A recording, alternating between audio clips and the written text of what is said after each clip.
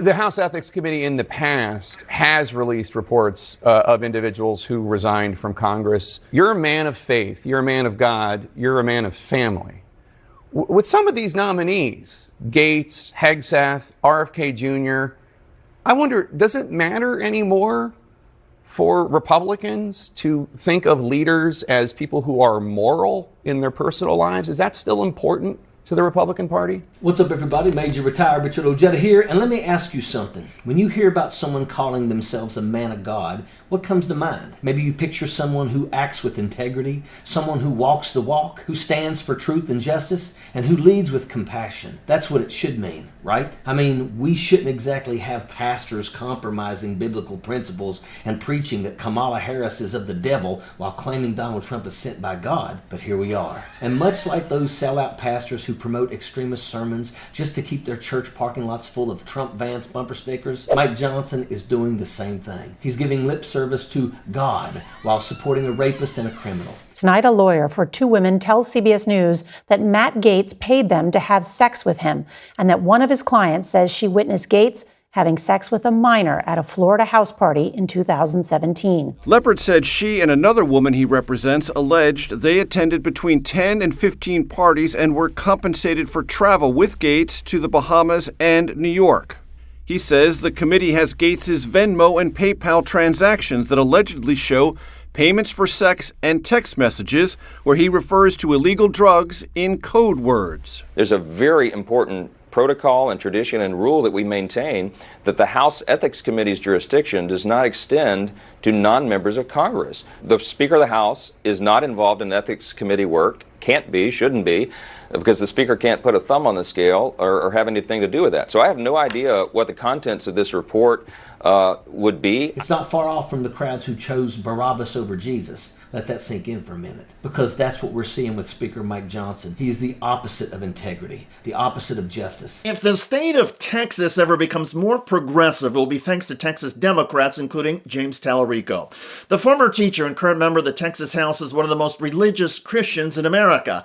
And unlike many faithful in the GOP, Tallarico seems to have actually read the Bible, and he's underscoring the connection to progressive policy. Do you ever notice that it's the politicians who talk the most about being a Christian who are the least Christ-like?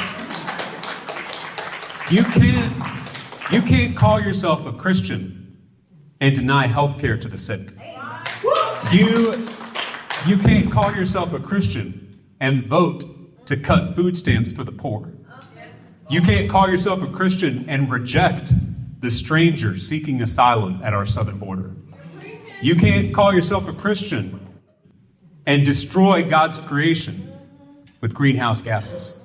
And you can't call yourself a Christian and discriminate against your neighbor because of their race, gender, or sexual orientation. I personally know plenty of Hindus, Buddhists, Jews, Muslims, Sikhs, and atheists who are more Christ-like than some of the self-proclaimed Christians serving in elected office. Tallarico's message is clear and straightforward, but his argument still seems to go right over the heads of MAGA supporters of Donald Trump. For countless MAGA faithful, Donald Trump is the living embodiment of Jesus.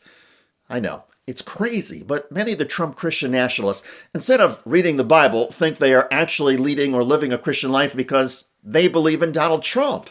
And the belief that Trump has been chosen by the Almighty is a bedrock of their faith.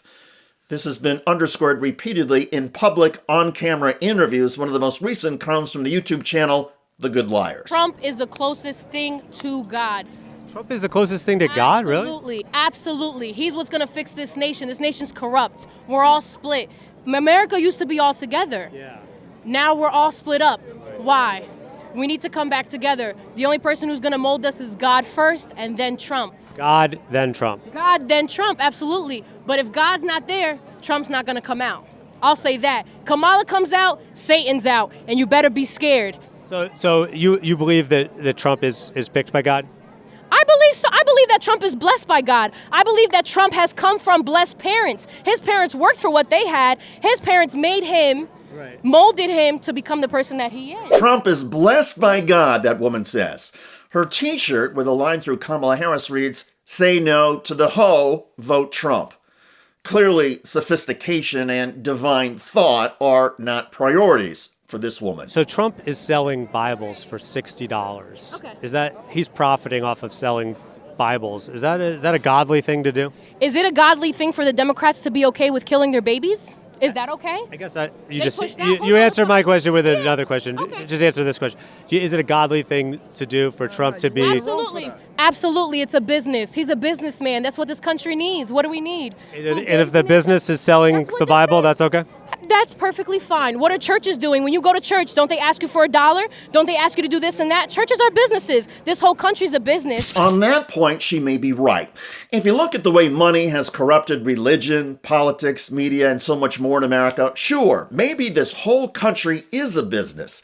But many Americans do not like that very much and believe our society should exist not to take advantage of and profit off of people, but rather to enable citizens to live a happy, healthy, and meaningful life. And if people want to profit off of themselves, well, so be it. But so often, it feels like American society is about screwing over people so their money can go to the wealthiest 1%. Progressives and some religious folks who actually read the Bible believe there is a higher calling than capitalism, and that serving the greater good is what really adds value to our lives, not money, power, or fame.